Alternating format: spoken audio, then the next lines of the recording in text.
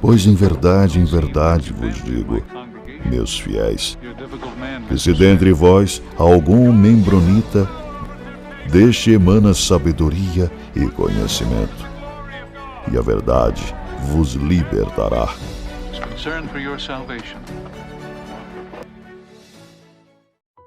Saudações, membronitas! Eu sou o Ozzy e esse é o Membro Pod, seu canal de podcast de estudo da história da Igreja de Jesus Cristo dos Santos dos Últimos Dias, a tradução da Bíblia feita por Joseph Smith.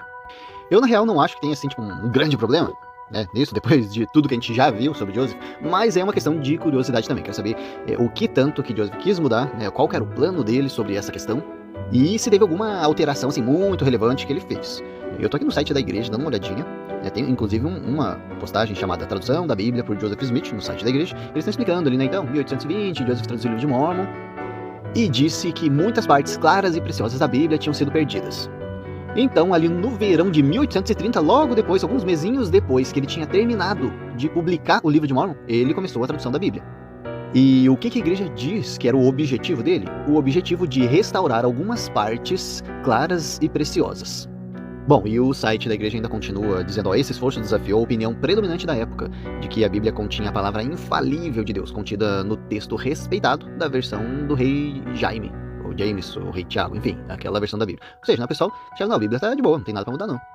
Bom, eu acho que, na verdade, essa crença não seja só específica da época, até hoje, né, a maior parte, vamos dizer assim, né, eu acho que tem muita gente que acredita que a Bíblia pode ter sido alterada, não só, né, da Igreja Sud, mas de outras religiões, e eu acho que se aplica à época também. Eu acho que a maior parte acredita que a Bíblia tá ok, mas alguma parte pequena acredita que foi alterada. Assim como na época de Joseph. Eu acho que não foi Joseph Smith que saiu com essa ideia aí.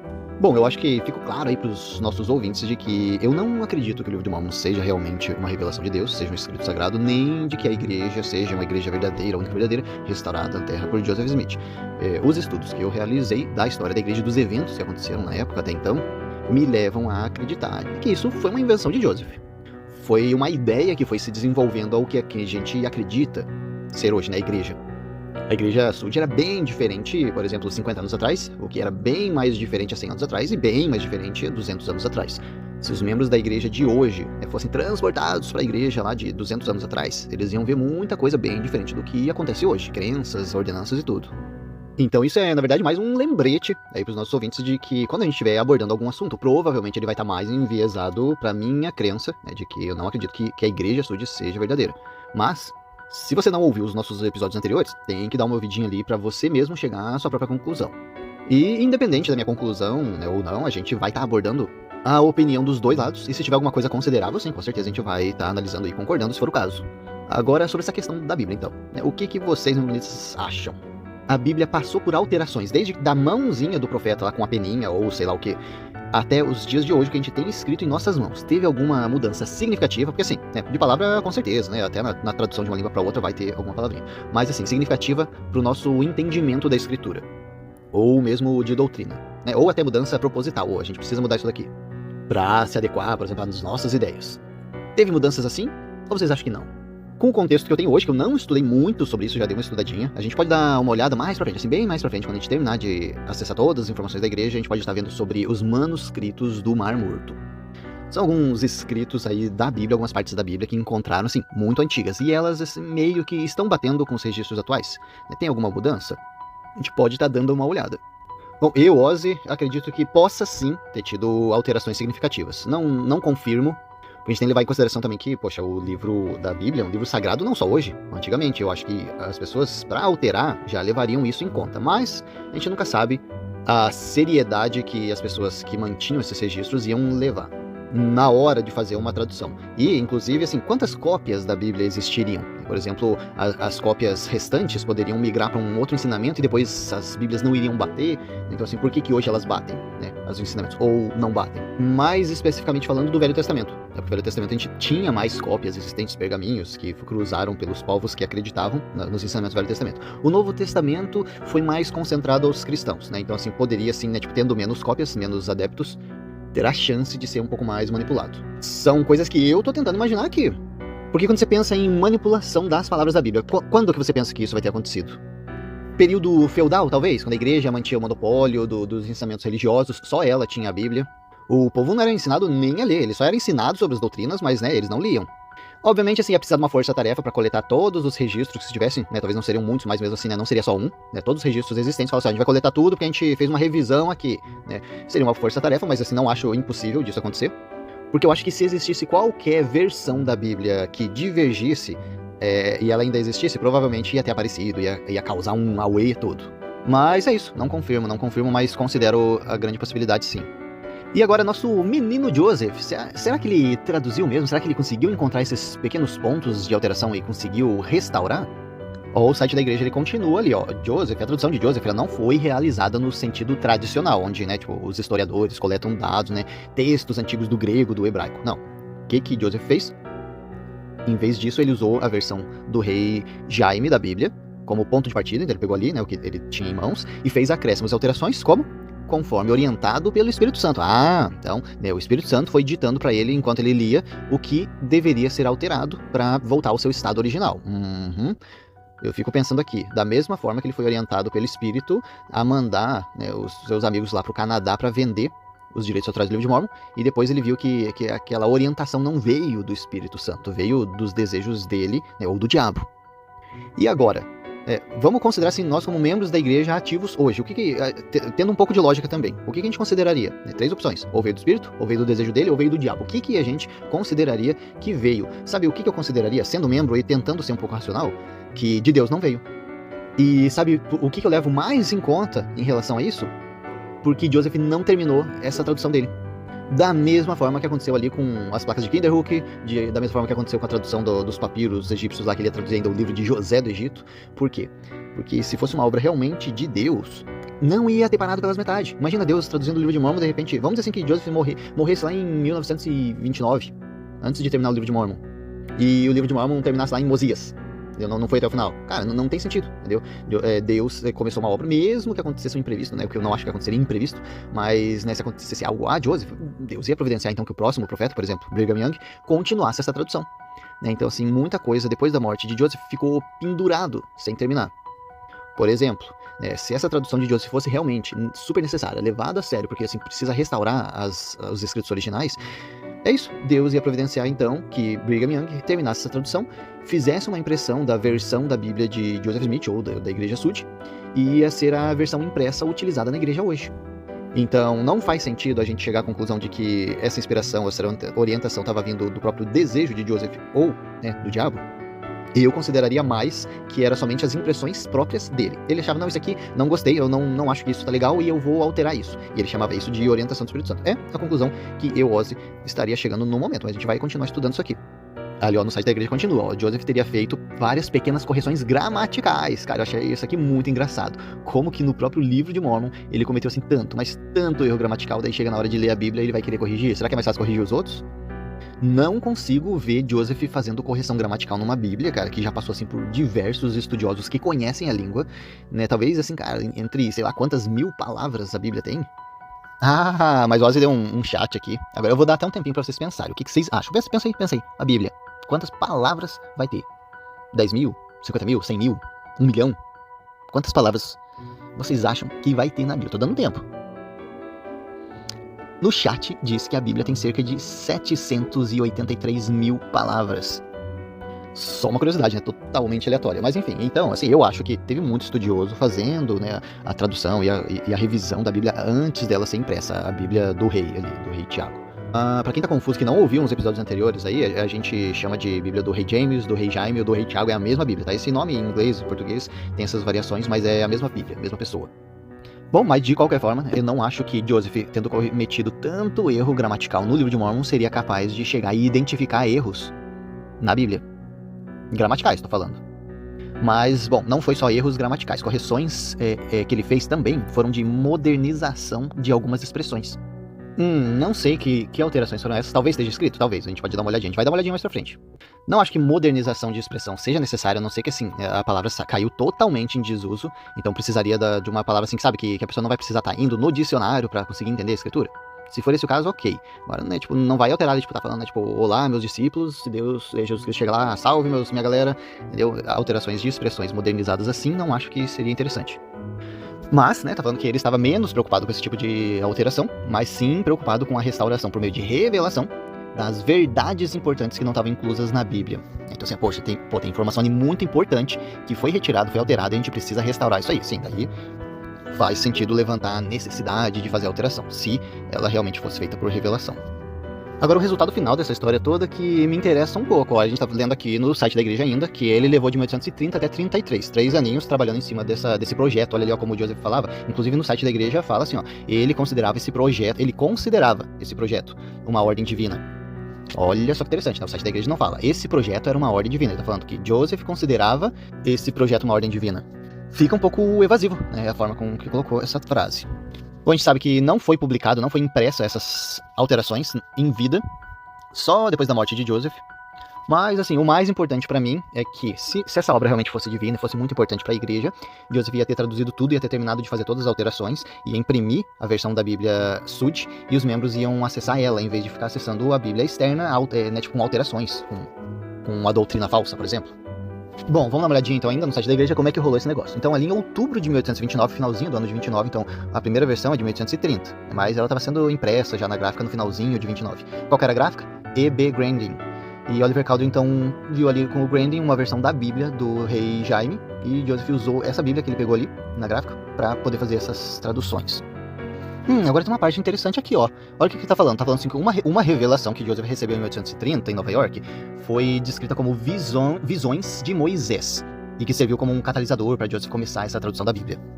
Onde tá esses escritos dessa revelação aí das visões de Moisés? Lá na Pérola de Grande Valor, que é o primeiro capítulo do livro de Moisés. Talvez tenha só um. Ah, não. Tô vendo aqui no site da igreja, na biblioteca da igreja, tem 8 capítulos do livro de Moisés, na Pérola de Grande Valor. Eu tava achando que toda a Pérola de Grande Valor tinha vindo dos papiros antigos lá do Egito. Então, pelo que eu tô vendo aqui, não. Será que essa parte de Moisés foi só uma outra revelação que não veio daqueles papiros? Como que Joseph recebeu essa revelação? Será que foi um sonho, uma visão, alguma coisa? Será que foi uma visão? Como tá dito ali, visões de Moisés? É a visão de Joseph de Moisés ou é as visões de Moisés? Que engraçado, tô curioso sobre essas visões aí. Olha, dei uma pesquisada ali no site da igreja sobre, até no Google, no chat GPT, falando sobre, né, tipo, como que Deus recebeu as revelações para escrever o livro de Moisés. Fala exatamente isso que a gente já leu aqui, né, que ele recebeu revelações de Deus para escrever os livros de Moisés. Aí quando eu vou no site da igreja, tá falando que também Deus só recebeu essas revelações de Deus. Não tá me detalhando muito. Talvez algum historiador saiba dizer, eu acho que deve ter o detalhamento de como ele recebeu, em que ocasião, em que ano e tal. Agora, não tô achando. A única coisa que eu achei aqui no Google é um site de, sei lá, parece site de teoria de conspiração, falando ali, ó, que tem o sexto e sétimo livro de Moisés, que foram removidos da Bíblia, mas que ainda podem ser encontrados, porque pastores têm mantido, é que tá em inglês, né, têm mantido os pergaminhos originais desses livros escondidos, enfim, pra mim tá parecendo um pouco teoria de conspiração, mas parece que tem alguma coisa referente aos livros de Moisés aí perdidos ou escondidos, que não é da igreja, tá, essa publicação aqui não é da igreja, tem algum bafafá sobre isso. Bom, a história aqui, né, Joseph, de uma forma ou de outra, ele recebeu revelação de Deus para que ele escrevesse o livro de Moisés. Beleza, a gente tem então os livros de Moisés aí para poder ler na Pérola de Grande Valor. Parece que foi meio que o procedimento mesmo do livro de Mormon. Ele tinha um escribinha ali, por que Joseph mesmo não escrevia? Ele tinha o escribinha, e depois ele ia ditando. Então, nessa época era o Oliver Cowdery e o John Whitmer, o irmão do David Whitmer, agindo como escrevente. Aí depois a Emma entrou na jogada, virou escrevente também. Pelo que tá contando aqui, então ele ia meio que lendo o Gênesis e ia escrevendo o livro de Moisés. E daí, nesse meio tempo aí que ele tava fazendo essa tradução, quem entrou pra igreja, uma figura muito importante, Sidney Rigdon, se batizou na igreja, e Joseph então recebeu uma revelação que indicava que então Sidney Rigdon deveria começar a atuar como seu novo escrevente. Quer dar uma olhadinha sobre isso? Tá lá em Doutrina e Conventos 35:20, né? Joseph fala, ó, que escrevas por ele, e as escrituras serão dadas, tal como se acham em meu próprio seio, para a salvação de meus eleitos. Então, nosso colega Sidney Rigdon começou a servir como escrevente. Ele chegou ali na parte da história de Enoque. Em Doutrina e Conventos 37 conta ali que eles tiveram que parar com essa tradução por um tempo, porque eles tinham que mover a igreja então para Ohio. Então eles fizeram isso, né? Se moveram lá para Kirtland, em Ohio, e daí continuaram com essas traduções. Lembrando aí que Joseph era um menino atarefado, muita coisa acontecia nesse meio tempo, né? Então assim, 1830, 31, 32, 33 é o tempo que ele foi traduzindo. Então eles tiveram que se mover para Ohio, ali depois ele teve que construir a casa dele para continuar fazendo essas traduções. Então foi um pouco atribulado, mas ele foi mantendo a continuidade dessas traduções. Quando terminaram de construir a casa de Joseph, eles já estavam ali no Novo Testamento. Então, terminou a casa, já começaram a trabalhar na questão do Novo Testamento, mas aí tiveram que parar, não conseguiram concluir, porque tiveram que se mudar de novo. Joseph se mudou ali ainda em Ohio, para a cidade de Hiram, né, Hiram, na casa do Johnson. A gente já leu sobre essa história aí. Acho que foi lá que ele levou o peixe-pena, não foi? Isso, estava se envolvendo com a Almera Johnson, alguma coisa assim. Vamos ver o que a igreja fala sobre essa mudança? Vamos ver o que está escrito aqui. A mudança, em parte, foi uma tentativa de Joseph de encontrar um lugar para trabalhar em paz e tranquilidade na tradução da Bíblia. E começou a pregar o evangelho lá, nessa cidade, mas assim, tem a escritura ali, o Doutrina e Convênios 73:4, falando, concentra aí, Joseph, no teu trabalho de terminar essa tradução da Bíblia. Ah, por isso que o Sidney Rigdon estava com ele lá. Então ele levou o Sidney Rigdon porque era o escriba dele. Tem uma parte interessante que tá falando, 16 de fevereiro de 1832, então ainda faltava um tempinho para ele terminar essas traduções, fala assim, que receberam uma revelação marcante na casa dos Johnsons. O que foi essa revelação? Enquanto estavam trabalhando para traduzir o livro de João, então ele já estava no livro de João, as solicitações dos homens levaram a uma visão. Cara, eu tô curioso aqui, tipo, o que era essa solicitação dos homens? Tipo, o pessoal tava fazendo pergunta, questionamento, Joseph, isso e aquilo, né? Como é que é depois da vida e tal? Porque, olha só, as solicitações dos homens levaram a uma visão dos graus de glória, que foram uma fonte de novas doutrinas significativas para a igreja. Hoje a gente encontra essa visão lá em Doutrina e Convênios 76, olha que interessante, cara. Então não era assim algo que estava ali escrito, que Deus ia revelandinho, certinho, um script da Bíblia e dos escritos, não. Ela também era influenciada pelo meio externo de Joseph. Cara, a gente pode ver isso muito acontecendo, não é? Acontece alguma coisa, tipo assim, a mulher do Martin Harris some com as 116 páginas, de repente Joseph chega ali na tradução do livro de Mormon e fala, porque muitos vão te perseguir, vão tentar te enganar e tal, entendeu? Então assim, os acontecimentos, os eventos externos acontecendo ali na vida de Joseph de repente viravam revelação nas escrituras. Parece assim que tudo estava muito bem conectado. Então, olha só essa coincidência também. De repente, os homens estavam perguntando, né? Então, pelo que eu entendi, ele estava perguntando ali sobre, né, como é que é o lance da vida depois da terra, quando a gente morrer e tal. Curiosos. E, de repente, Joseph recebeu essa revelação. Coincidência?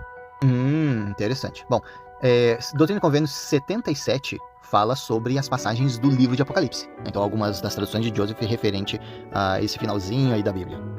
Essas revelações de Joseph, elas tomaram tipo uma forma de pergunta e resposta, fazer uma pergunta e era concedida a resposta. Parecia assim uma revelação de tradução da Bíblia, não sei, não parece, né? Não parece que tipo, tem alguma coisa errada e eu tô aqui reescrevendo essa coisa errada. Não, parece mais realmente uma respostinha de perguntas e respostas das curiosidades do pessoal sobre a Bíblia, que Joseph estava proporcionando como se fosse uma tradução da Bíblia.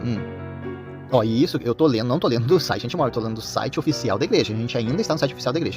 E, cara, isso tá só contribuindo para aquela ideia que eu tô pensando, né? De quem que veio essa revelação. 3 opções. E ainda tá cada vez me confirmando mais que era das considerações, dos pensamentos de Joseph, dos desejos dele. Não acho que as revelações de Deus iam seguir o questionamento do pessoal ali, da família Johnson na casa. E aí, o que aconteceu assim, assado e tal? Não acho que Deus ia acompanhar isso. Isso parece, né, os desejos de Joseph de responder aquelas perguntas, aqueles levantamentos de questões dos Johnson, né, ou de quem estava perguntando, e transformar em revelação. Daí aqui de novo, né, na parte de Apocalipse, que é muito confuso, que é muito interessante de tentar entender, de Joseph fazer ali perguntas e respostas, parece mais, né, também o desejo de Joseph de saciar a curiosidade sobre aquelas escrituras. Eu tava curioso aqui, quando que foi o incidente do Pishipena? Foi em março de 32. Então, em março de 31, Joseph foi orientado pelo Espírito a parar, de 31 a gente tá falando, parar de traduzir o Velho Testamento e começar a focar no Novo Testamento. Então acho que ele não tinha terminado o Velho Testamento, ele já foi pro Novo, que, né, tinha prioridade. Fala que no outono desse ano que eles se mudaram para Kirtland, outono é mais ou menos setembro até dezembro ali, nos Estados Unidos. Então, finalzinho de 1831 eles se mudaram para lá, e comecinho de 32 eles tinham se mudado lá para Hiram, na casa dos Johnsons. Fevereiro foi quando ele começou a receber aquelas revelações sobre, né, os graus de glória. E em março de 32 foi quando ele foi atacado com o Pishipena. Bom, tem uma questão assim meio controversa, não que influencie muito, mas aqui no site da igreja está dizendo que Joseph e Emma deixaram a fazenda dos Johnsons e retornaram para Kirtland, em setembro de 1832. E aí, depois de alguns meses, ele voltou a trabalhar diligentemente na tradução. Cara, eu pensei, nossa, Joseph levou Pishipena em março, por conta, né, desse envolvimento dele ali com a menina, da perseguição do pessoal lá em Hiram, e ele ficou ainda até setembro. Eu fiquei curioso, né? O pessoal não queria ele lá, tava atacando ele e ele continuou. Daí eu dei um chat aqui e o chat disse que depois desse ocorrido ali, do Pishipena, Joseph retornou pra Kirtland em 31 de março. Olha ali, ó, ele foi atacado em 24 de março com o Pishipena e 31 de março ele voltou. Ele voltou pra Kirtland. Então não sei, não tá batendo com o que o site da igreja tá falando, que foi em setembro de 32. O chat tá dizendo que foi em março. Faz mais sentido, ele foi atacado, daí eu lembro que ele fez uma reuniãozinha lá com os membros da igreja mesmo, depois de ter sido atacado. Mas não faz sentido ele continuar, né, sei lá, mais meio ano ali na cidade onde ele não era bem-vindo. Bom, mas de qualquer forma, né, não sei por que a igreja colocou setembro ali, mas depois que ele voltou para Kirtland, aí ele começou com um novo escrevente, Frederick G. Williams. O que será que aconteceu com o Sidney Rigdon? Bom, essa datação tá muito estranha, né? Ela tá falando ali, ó, que em setembro, então, ele se mudou de escrevente. Em dezembro, ele fez a tradução da parábola do trigo e do joio, que tá em Mateus 13, então ele fez essa tradução também para a Bíblia dele. E daí depois ele Olha só o que está dizendo, em julho de 1832, ou seja, voltou para julho, Joseph escreveu para William W. Phelps, dizendo, terminamos a tradução do Novo Testamento. Cara, essa datação ali no site da igreja está muito confusa. Eu não acho que foi feito de propósito, eu acho que só que foi um erro enorme. Então, de acordo ali com o site da igreja, ó, setembro de 32, eles se mudaram, dezembro ele fez a tradução do joio e do trigo, e daí em julho, voltou alguns meses, ele falou que terminou o Novo Testamento, né? Ficou bem confuso, né? Mas daí, em 33, até 33, ele continuou a fazer a tradução, então voltou pro Velho Testamento. Deu uma crise de ansiedade ali, eu quero chegar logo, esse Velho Testamento é chato e tal. Chegou o Novo Testamento, daí agora ele voltou, então, pro Velho Testamento. Então, ali de janeiro até março de 33, ele foi fazendo essa tradução do Velho Testamento, e daí recebeu uma revelação, uma instrução, dizendo que a tradução estava concluída. Ele poderia, parar de focar nessa tradução e então começar com os negócios da igreja, presidir a igreja. Mas você acha que tá confuso? Olha aqui. Então, daí ele falou, né? Tá terminado, beleza, vamos focar agora na igreja. Isso foi quando? Março de 33. Aí chegou ali mais um tempo depois, ele chegou, poxa, tem os apócrifos, né? Os livros que a igreja na época de Joseph não tava, né, aceitando muito. Até tinha, né, alguns livros, acho que eram 14, se eu não me engano. Esses livros de Barnabé, outros livros aí, da Bíblia. E Joseph perguntou pro Senhor, será que eu tenho que traduzir isso aqui? O que o Senhor respondeu? Tá lá em Doutrina e Convênios 91, do 1 ao 3. Embora haja muitas coisas neles que são verdadeiras e estão, na maior parte, traduzidas corretamente, há muitas coisas neles que não são verdadeiras, que são acréscimos feitos pelas mãos dos homens. Em verdade vos digo que não é necessário que traduza os apócrifos. Então é isso, o Márcio estava tudo ok, falou que já tinha terminado, que o Senhor até mandou que ele, né, tocasse os negócios da igreja, e ele, né, ainda chegou com essa curiosidade dos apócrifos. Aí logo em seguida o site da igreja fala assim, né? E depois Joseph continuou a trabalhar na tradução do Velho Testamento por vários meses mais, até que em 2 de julho de 1833, em março ele falou que já estava concluído, mas ele foi continuando a trabalhar na tradução do Velho Testamento? Como assim, cara? Tá confusaço. Eu tô falando, ele continuou a trabalhar na tradução do Velho Testamento até que em 2 de julho de 33 ele fez uma carta, da primeira presidência ali, que era Joseph Smith, Sidney Rigdon e o Frederick Williams, em que então eles disseram, né, que as traduções das escrituras estavam terminadas, pelas quais eles demonstraram gratidão ao Pai Celestial. Bom, tirando a confusão de data aí de lado, parece que dá pra gente entender então mais ou menos como aconteceu, né, em que contexto histórico aconteceu essa tradução da Bíblia.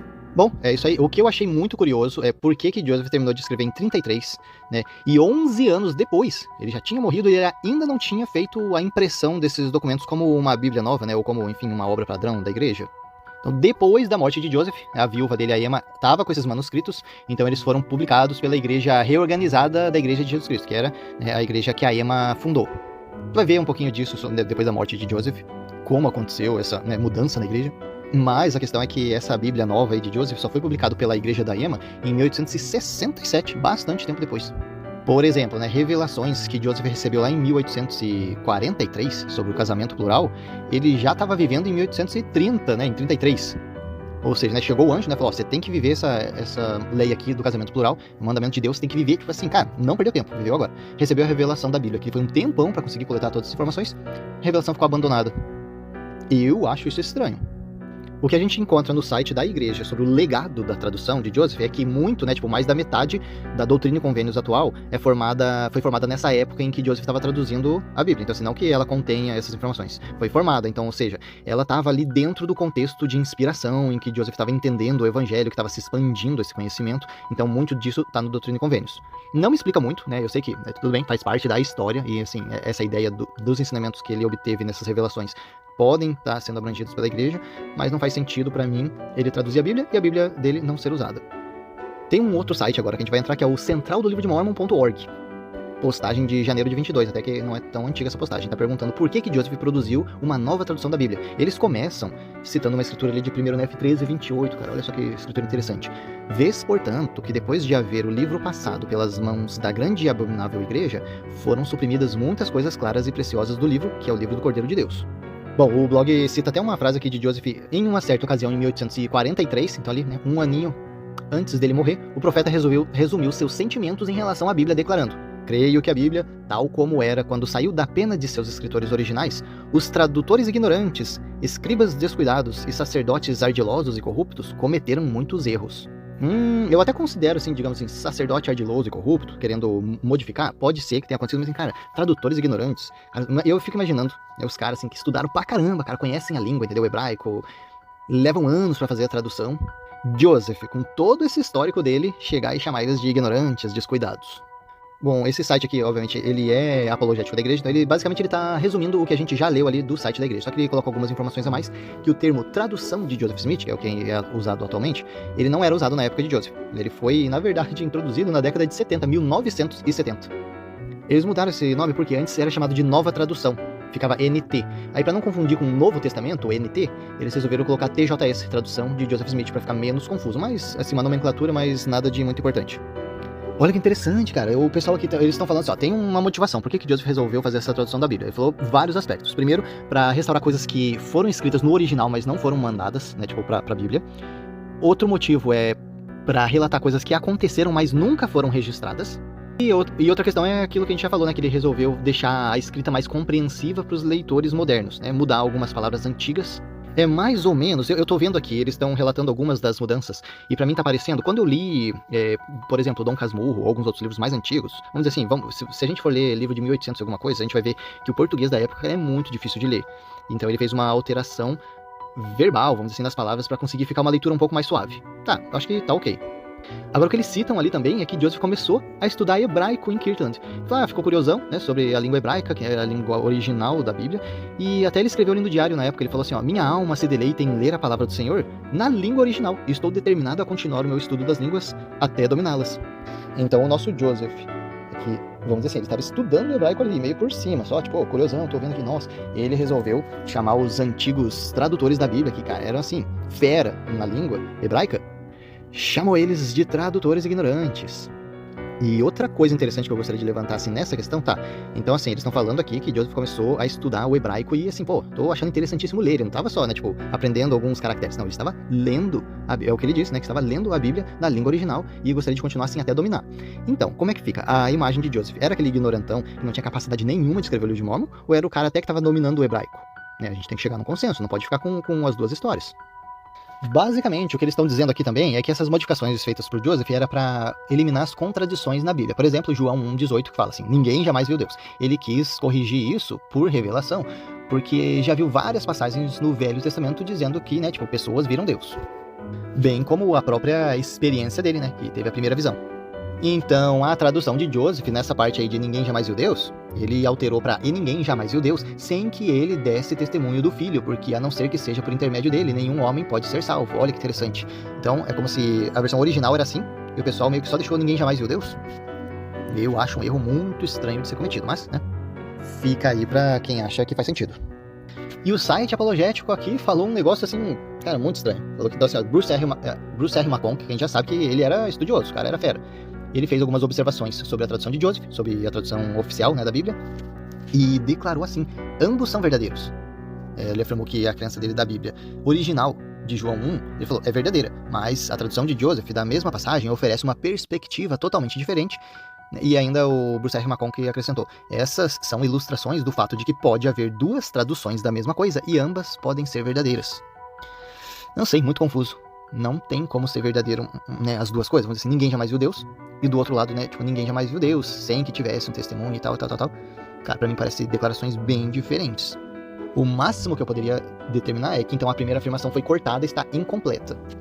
A gente pode falar mais pra frente sobre as contradições que podem ser encontradas na Bíblia, porque eu já li alguma coisa meio por cima. A gente poderia estar abordando um estudo sobre isso. Por exemplo, eu já vi, tipo, algumas mortes diferentes pra Judas, né? Tipo, em alguma escritura Judas morreu de um jeito, em outra escritura ele morreu de outro.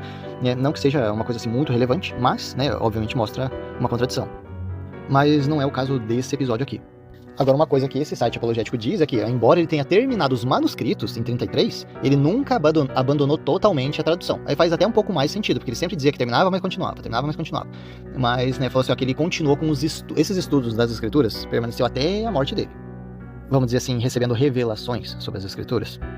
Vou dar uma olhadinha agora no site Defendendo a Fé. Lembra que a gente viu que era Atacando a Fé? Esse site? Parece que deve ser um site espírita que ataca a crença de outras igrejas. Vamos ver. Eles fizeram uma publicação chamada A Tradução da Bíblia de Joseph Smith. Foi em 2021. Então, podemos dar uma olhadinha o que eles falam sobre isso. E eles já chegam assim com os dois pés no peito, dando uma voadora e... Se Joseph Smith foi um profeta de Deus, suas traduções supostamente divinas seriam inspiradas, né? Correto? Entretanto, sua tradução da Bíblia não tem nada a ver, não tem nenhuma conexão com as verdadeiras escrituras gregas e hebraicas da Bíblia, portanto, Joseph Smith claramente não foi um profeta de Deus.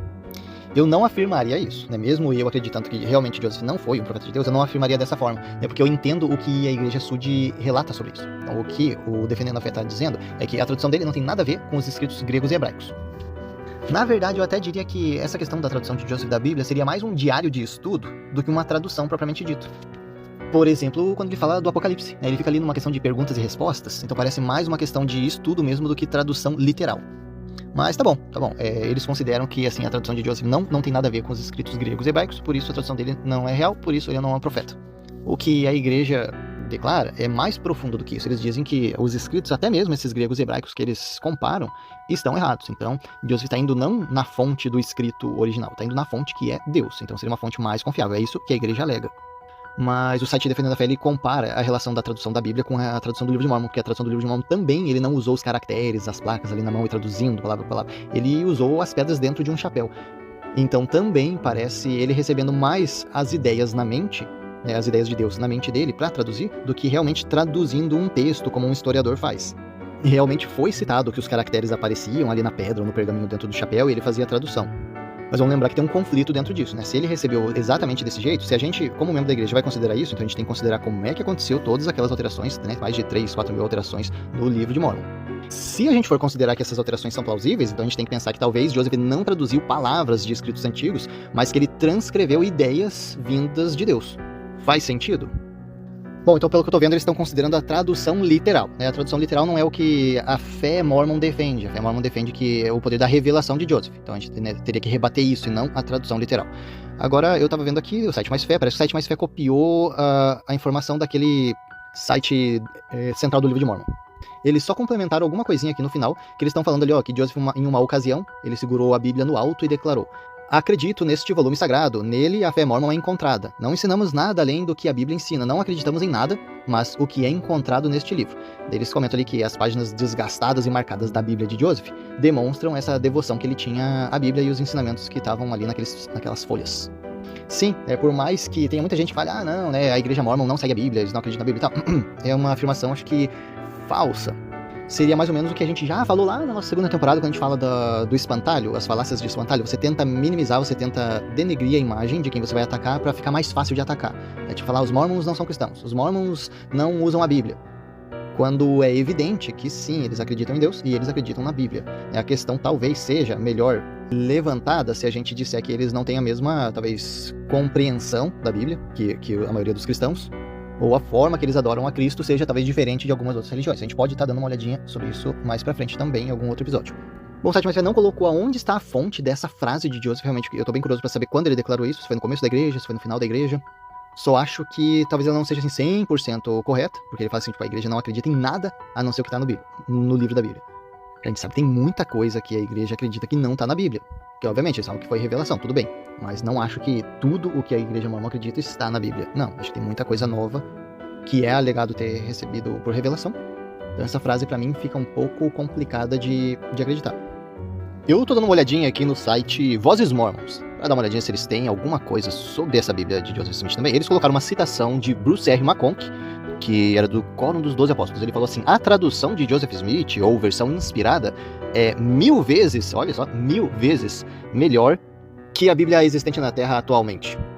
Eles comentaram direitinho ali, né, que esses escritos da tradução de Joseph Smith da Bíblia ficaram em posse da EMA, com a morte de Joseph, então por isso a Igreja Sud oficial, né, não teve o contato, né, por isso não publicou, e daí, né, a Igreja da EMA, a igreja reorganizada ali, que seguiu com o Joseph Smith III, eles fizeram a primeira vez essa versão inspirada da Bíblia publicada em 1867, como a gente já viu. Daí, em meados dos anos 1900, teve um carinha chamado Richard Howard, ele era um historiador da igreja reorganizada, a Igreja da EMA. Ele abriu os arquivos dele e tal, compartilhou com um professor então da Igreja Sud, né, um professor da BYU chamado Robert Matthews, e daí esse Robert Matthews que fez anotações daqueles manuscritos, e ele pôde introduzir essas informações nas notas de rodapé da Bíblia Sud, a versão da Bíblia, né, da Igreja Sud, em 1979. Agora, se alguém souber, será que a igreja nos Estados Unidos usa uma Bíblia pessoal, uma Bíblia Sud mesmo? Que a gente usa a Bíblia padrão evangélica, né, do João Ferreira de Almeida? Bom, o fato é que só em 2004 que a igreja conseguiu fazer fotocópias, né? Então, assim, escaneou ali aqueles manuscritos originais e puderam, então, finalmente, em 2011, bem recente, fazer uma edição digital. Então, hoje em dia, a igreja publica no site oficial, né, online, com autorização, né? Então, tiveram que ter a autorização dessa igreja reorganizada, que hoje em dia se chama Comunidade de Cristo, né? Então, eles mudaram o nome para Comunidade de Cristo. Então, esses manuscritos originais estão dispostos ali no site da igreja. Bom, e pulando lá pro nosso blog favorito, Investigações Sud, vamos dar uma olhadinha o que eles falam sobre essas traduções da Bíblia. Então eles falam, né, que realmente a Igreja Sud, ela alega que a Bíblia está incorreta, foi alterada. O blog Investigações Sud, a investigadora não concorda muito com isso. Ela fala, não, né, veja bem, a Bíblia, ao contrário do livro de Mórmon, ela é submetida, assim, a um monte de análise e investigação, tanto histórica quanto arqueológica, e ela bate muito mais do que o livro de Mórmon. Então isso a gente já sabe, a gente sabe que a Bíblia não é simplesmente um livro ali inventado que nada bate, nada faz sentido. Não, a Bíblia é um livro religioso, tá, põe de lado. Aí se você pegar livros históricos, documentos que historiadores coletam, analisam, guardam, vai bater, muita coisa vai bater. E assim, volta e meia é descoberto algum documento novo, olha aqui um documento antigo lá da época, vamos dar uma olhada. Poxa, aqui ó, tá batendo a informação. Um exemplo que eu já citei aqui foram os próprios manuscritos do Mar Morto, entendeu? Foi descoberto ali em 1947, coisa recente. Se eu não me engano, os manuscritos do Mar Morto tava quase o Antigo Testamento inteiro, acho que só tava faltando o livro de Esther. Então, poxa, você pega ali aquele manuscrito original antigo, compara com a Bíblia de hoje, do Velho Testamento, você vê, poxa, cara, tipo assim, tá batendo, entendeu? Tá igual, não foi alterado, não foi modificado. Os manuscritos do Mar Morto confirmam que todas as histórias do Velho Testamento e do Novo Testamento são verdadeiras? Não, ele não cita o Novo Testamento, né? Na verdade, os manuscritos do Mar Morto, eles datam ali de 200 a.C. Então, a confirmação que esses manuscritos hoje trazem pra gente é de que o que a gente acredita do Velho Testamento hoje tá batendo com o que eles acreditavam 200 anos antes de Cristo, e que de lá pra cá não foi feita uma alteração. Então, para quem tinha dúvida, será que a igreja, vamos dizer assim, católica, fez alterações no Velho Testamento, nessa época em que só ela tinha acesso às escrituras? A descoberta desses manuscritos já elimina essa hipótese. E olha que interessante isso, porque, por exemplo, na época de Joseph Smith não tinha esses manuscritos do Mar Morto, né? Eles não tinham descoberto ainda. Então Joseph ele considerou que assim, muita coisa, inclusive do Velho Testamento, estava errada, tinha sido alterado, considerando assim, quem que fez essa alteração? A abominável igreja, né? Prostituta de toda a terra. E daí, mais de 100 anos depois, é descoberto uns manuscritos originais ali datando de 200 a.C., mostrando que não teve alteração, pelo menos pela abominável igreja, não teve. Que coisa, né, pessoal? Os membros da igreja vão acreditando até que se prove o contrário. Só que nisso, né, quantas gerações de pessoas já não morreram defendendo a fé, enquanto novas descobertas não vinham? Pessoal, o cerco tá se fechando.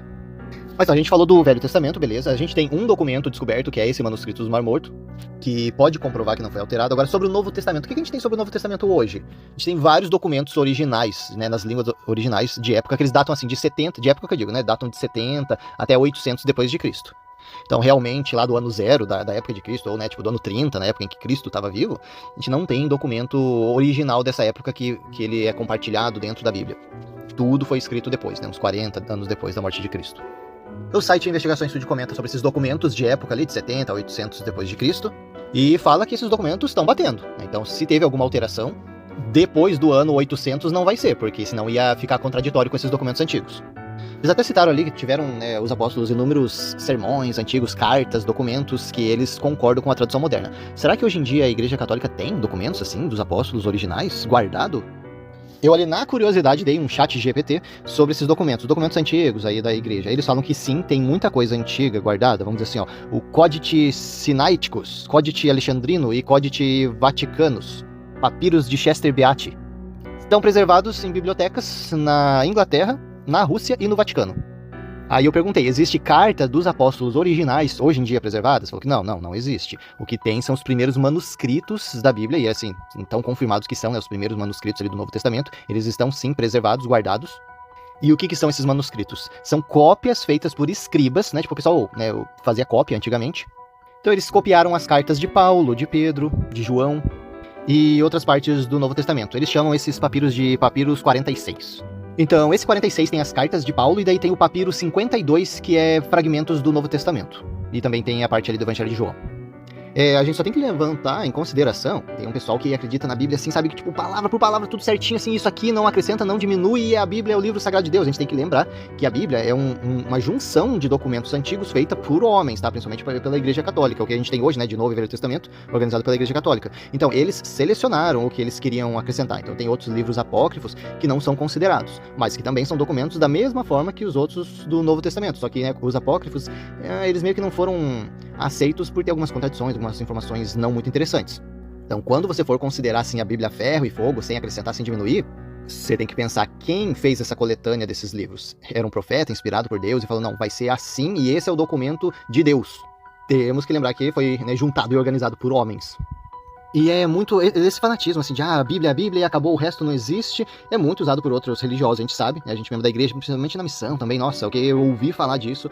Gálatas 1:8, o que ele falava lá? Mas ainda que mesmo que um anjo do céu vos anuncie um outro evangelho, além do que já vos tenho anunciado, seja anátema, ou seja, né, não tem validade. Era a argumentação do pessoal evangélico, né, de outras igrejas, para não validação do livro de Mórmon, quando a gente chegava e pregava, né, batia de porta em porta.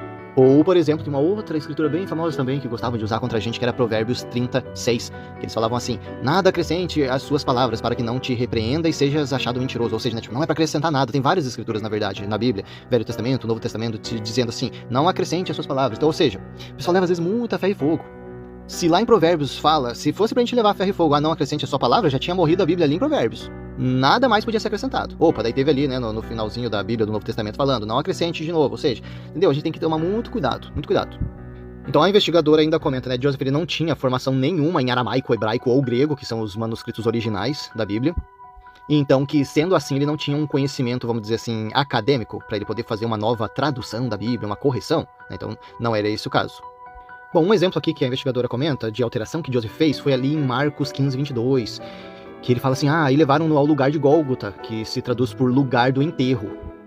O que os historiadores falam sobre Gólgota é que é uma palavra aramaica que estava significando lugar do crânio. Então, assim, Joseph falou lugar do enterro, mas o significado que os historiadores consideram é lugar do crânio, por quê? Porque o monte faz o formato de um crânio, então não era nem um cemitério, era só porque o monte formava essa imagem.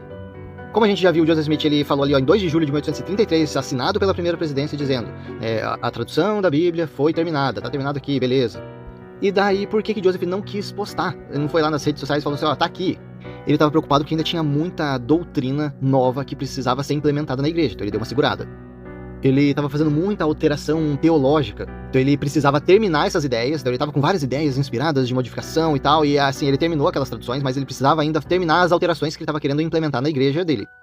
Então ele segurou a publicação da Bíblia, e só que assim, apesar de ele ter dito ali, a gente terminou, cara, até o final da vida dele, ele continuou fazendo alterações na Bíblia. Então você vê lá, ele terminou essas traduções lá em 1833, e só lá em 1844, sim, o ano que ele morreu, lá numa conferência geral da igreja de 7 de abril de 1844, ele publicou algumas doutrinas, alterações que ele estava fazendo na doutrina, que ficou conhecido como o discurso King Follett. Que a gente sim vai ter um episódio aí, daqui a pouquinho a gente vai ter esse episódio. Eu tô deixando ali pra uma ordem mais ou menos cronológica, então o Joseph ele vai ter o martírio, antes de chegar no martírio a gente vai falar sobre esse discurso, que foi uma das últimas coisas que ele ensinou antes de morrer. Então, pelo que a gente tá entendendo, o Joseph estava numa progressão doutrinária. Então ele chegou, fez esse discurso e parece que os planos dele já eram assim, depois desse discurso, ele ia publicar então a versão da Bíblia dele e ia seguir adiante. Mas enfim, ele faleceu antes disso. A investigadora escreveu assim, o mormonismo é uma religião em evolução, suas crenças atuais têm pouca semelhança com os da igreja mormon inicial, o que, assim, completamente verdade. O que até eu não diria que seja uma falha, porque assim, cara, falha é você não mudar, entendeu? Falha é você não se adaptar a novas ideias, porque você vai aprendendo, você vai construindo novas ideias e você vai implementando para sua vida. O único problema dessa questão é que a igreja mormon diz que tem tudo perfeitinho vindo direto de Deus. Então, sendo assim, aí nessa questão, então, se a igreja tá alterando é porque Deus tá mudando a ideia dele. A gente sabe que Deus não muda de ideia. Aí sim a gente tem um conflito. Então, realmente, cara, eu não tenho problema nenhum em a igreja mudar. Tipo, era racista, depois mudou, parou com essa bobeira de, não vamos dar sacerdócio pra negro. Beleza. A gente era polígamo, agora vamos parar com esse negócio, vamos, né, cada um respeitar a sua esposa. Beleza. Entendeu? Pra mim não tem problema nenhum essas mudanças, tá ótimo. Na verdade, elas são muito importantes. Mas, enfim, o que teria que mudar, então, é essa fala de que é a única igreja verdadeira, que recebe tudo diretamente de Deus, porque esse é o conflito atual que a gente vê na igreja. Bom, são traduções aí, né, de 3 anos ou mais de trabalho de Joseph Smith. A gente não vai ficar citando, né, porque eu acho que uma das minhas principais curiosidades sobre essas traduções é, tipo, eu quero ver, né, quais são essas alterações. Eu vou dar uma citada aqui em algumas das principais alterações que Joseph fez, só pra gente conseguir entender qual era a motivação dele de fazer essa nova tradução. Por exemplo, tem uma escritura ali de João 1, do versículo 1 até o 5.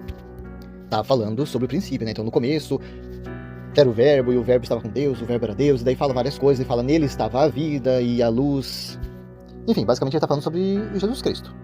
Então lá onde tem a palavra verbo, a palavra vida, sei lá, a palavra luz, Joseph estava mudando por evangelho. Então, em vez de que no princípio era o verbo, Joseph já começou a tradução dele dizendo, no começo foi pregado o evangelho, por meio do filho. Se você for ver, a escritura é totalmente diferente. Não só a questão, né, tipo, escrita. mais doutrinária, porque era essa a ideia. Lá onde fala o verbo estava com Deus, Joseph traduziu para o evangelho era o verbo, e o verbo estava com o filho. E o filho estava com Deus. Então, dizendo assim, basicamente, né, tipo, o evangelho estava com Jesus Cristo estava com Deus, e ele veio e trouxe o evangelho. Lá onde no original fala nele estava a vida, Joseph traduziu para nele estava o evangelho. Basicamente, o que a gente está entendendo aqui dessa alteração é que ela foi necessária para quê? Para potencializar o evangelho Sud. Por quê? Porque na versão original, quem é a figura mais importante dessa escritura? Jesus Cristo. Tipo, Jesus Cristo ele é a figura mais importante que está descendo ali dos céus. Assim, todo mundo tem que chegar a ele porque ele é o caminho. Ele está passando os ensinamentos, ele é o caminho. E nessa nova tradução de Joseph, é mais ou menos como se Jesus Cristo fosse o portador. Ele está trazendo um negócio aqui, é o carinha dos correios. O que ele está trazendo? O evangelho. Estou trazendo aqui para vocês, está aqui, ó.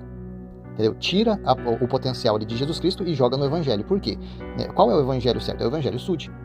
Então não é que Jesus Cristo, né, que a igreja pega a imagem de Jesus Cristo e joga no lixo. É mais assim, tira um bom tanto da atenção da figura de Jesus Cristo e joga no ensinamento, no evangelho. Por quê? Porque quem está carregando esse evangelho agora é Joseph Smith. Porque no final aí dessa nova tradução ele está dizendo o que acontece? Esse evangelho está resplandecendo em todo mundo, mas ninguém se atenta para isso. Essa tradução que ele coloca ali. Por quê? O mundo inteiro tá ali, o evangelho tá ali, mas ninguém tá prestando atenção. Por quê? Porque Joseph estava com o evangelho. Então é isso. As traduções de Joseph nada mais foram do que concordâncias para o que ele estava ensinando. Precisava bater, entendeu? A Bíblia precisa bater com o que Joseph estava querendo ensinar e o livro de Mórmon. E para isso precisavam ser feitas algumas alterações, porque não era só questão doutrinária, toda a divindade estava sendo alterada por Joseph Smith. Então, a igreja reorganizada, ela fez essas publicações, mas olha aqui, eu tô vendo que eles fizeram alterações, correções. Eu fico bem curioso quando fala que teve correções, né, do manuscrito original de Joseph. O que será que foram essas correções? Uma das partes interessantes que eu acho ali das traduções de Joseph é de Gênesis. Gênesis 8, 9, ele tá falando sobre Noé. Bom, Joseph ele fez só algumas alterações pequenas.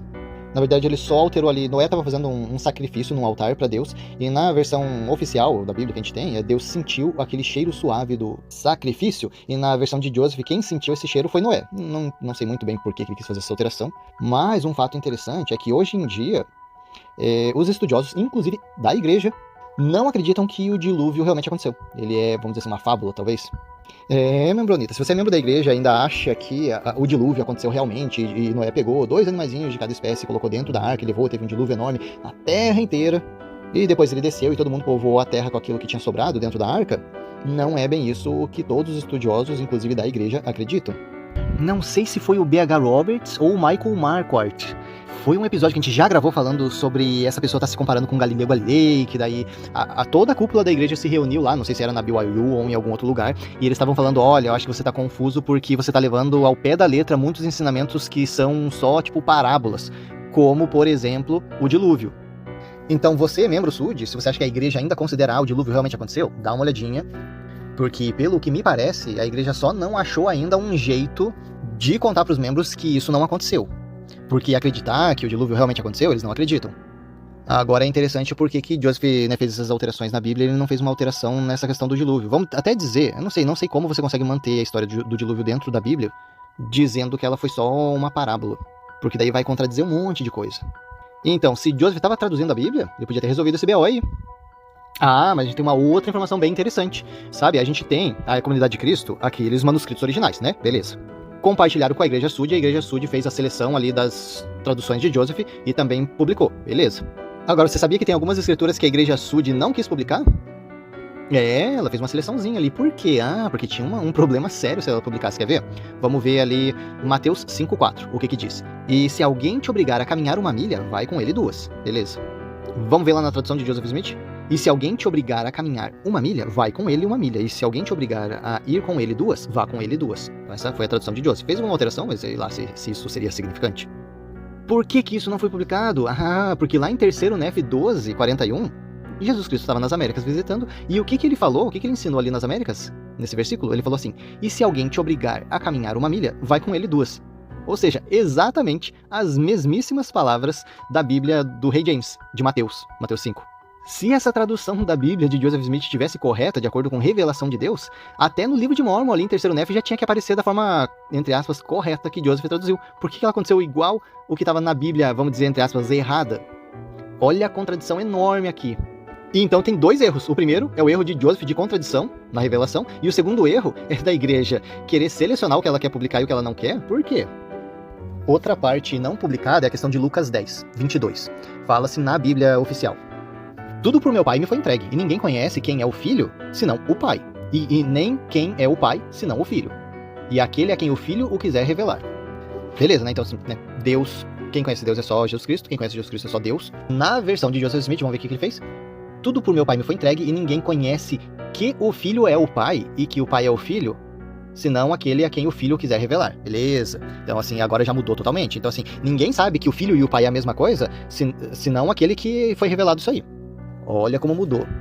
E depois, lá mais pra frente, em 1 Timóteo 2:4, Joseph ainda aumenta um pouco esse versículo para dizer que o Deus e o Pai são um Deus.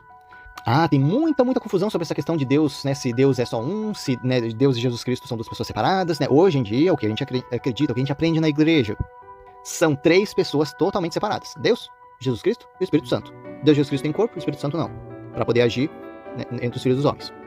E daí, quando a gente vê uma escritura dizendo que eles são um só Deus, que eles são só uma pessoa, a igreja diz que são um em propósito, né? Então, assim, a gente sempre engoliu essa explicação para poder explicar essa contradição. Mas se a gente for a fundo nos ensinamentos que Joseph Smith pregou na época, cara, é muito confuso. Parece que uma hora ele estava acreditando em uma coisa, outra hora ele estava acreditando em outra. Ou, né, que Joseph acreditava que eles eram só uma pessoa e a igreja tentou manipular as informações para hoje em dia ter uma concordância com o resto e não esse conflito de informação. Mas o fato é que, assim, se a gente for ver o ensinamento original, ele não vai entrar em concordância com o que a gente é ensinado hoje na igreja.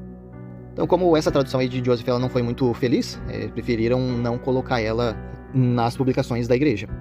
Um outro problema aqui das traduções de Joseph Smith é a questão da palavra Lúcifer lá em Isaías. Por quê? Porque olha só que essa parte aqui é interessante também. No manuscrito original do Velho Testamento, o que é dito naquela parte ali de Isaías 14:12, né, tipo, como caiu do céu, né, Lúcifer, na verdade no original fala, né, tipo, ó brilhante, né, ou ó estrela da manhã. Por quê? Sabe ao que eles estavam se referindo? Era um trocadilho na época. Sim, Isaías ele fez um trocadilho, mas sobre quem que ele estava falando? Quem que caiu do céu? O rei da Babilônia. Então, se você for ler o contexto, você vai ver que de quem que Isaías estava falando? Do rei da Babilônia. Porque, o cara vacilou, entendeu? Como que ele deixou, né, acontecer tanta coisa errada e tal. Então, como caiu do céu o brilhante, né? Por que brilhante? Por que estrela da manhã? Sabe o que é estrela da manhã? Vênus. Sim, Vênus era a estrela que eles conseguiam visualizar ali no céu de manhã. E foi um trocadilho para comparar o rei da Babilônia com a estrela da manhã. Se você reparar no Velho Testamento, não tem a imagem de Satanás, né, ou de Lúcifer, ou do diabo, como a gente acredita hoje. Essa imagem ela foi desenvolvida depois, né, mais pra frente. Aliás, sempre teve em desenvolvimento. No Novo Testamento não era tão definida assim. Hoje em dia a gente acredita numa imagem, né, do Lúcifer com os chifres, roupinha vermelha, um tridente. O problema aqui da tradução de Joseph Smith é que ele estava o quê? Se baseando na Bíblia inglesa do rei Jaime. E essa Bíblia foi a única que fez esse erro de colocar Lúcifer, porque, né, tipo, Lúcifer significa portador da luz. Então olha só, como foi que aconteceu que um trocadilho que Isaías fez para comparar o rei da Babilônia que estava caindo com a estrela que eles conseguiam ver no céu, que era Vênus, e que essa palavra foi traduzida de portador da luz, né, a luz daquela estrela, para Lúcifer, e depois formou dessa palavra um ser, que seria o diabo, que a gente acredita hoje em dia. E Joseph simplesmente copiou a palavra Lúcifer da Bíblia do rei James, que era o único que estava fazendo esse erro, para a tradução dele. E só para você ter uma ideia, o único outro lugar na Bíblia onde tem esse termo estrela da manhã, ele é usado lá em 2 Pedro 1,19, e ele não está se referindo a Satanás, está se referindo a Jesus Cristo. Parece, pelos estudiosos, que em Apocalipse 2,28 também se refere a uma estrela da manhã, que também significa Jesus Cristo, mas eu acho que pelo que eles estão dizendo, essa tradução aí de estrela da manhã em Apocalipse está errado. Parece que eles só copiaram do que já foi dito antes, mas no original grego não estaria muito certo traduzir dessa forma. Mas independente de estar certo ou não, né, não estava se referindo a Satanás, e sim a Jesus Cristo. Então assim, tem uma confusão bem grande, e o problema principal é que se Joseph tivesse a revelação, ele ia ter corrigido esse problema e não perpetuado. Bom, tem muita coisa que a gente poderia considerar e analisar. Nossa, acho que eu não cobri aqui 1/10 das informações que eu tenho sobre a tradução de Joseph Smith. Tentei dar um pouco de contexto histórico, algumas contradições, algumas informações que a gente vê. Mas deixa aí comigo nos comentários o que você acha sobre essa tradução de Joseph Smith. Diz aí pra mim o que você acha de o porquê que ele não publicou logo que ele terminou essa tradução, lá em 1833, né? Por que ele segurou e nunca foi publicado, né? E acabou sendo perdido, né, pela igreja oficial e sendo publicado pela outra igreja. Dessa tradução tão importante não ser uma obra padrão da igreja. O que você acha sobre essas seleções aí que a igreja fez, tipo, o que eles vão querer postar, o que eles não vão. A gente vai ficando por aqui e até a próxima.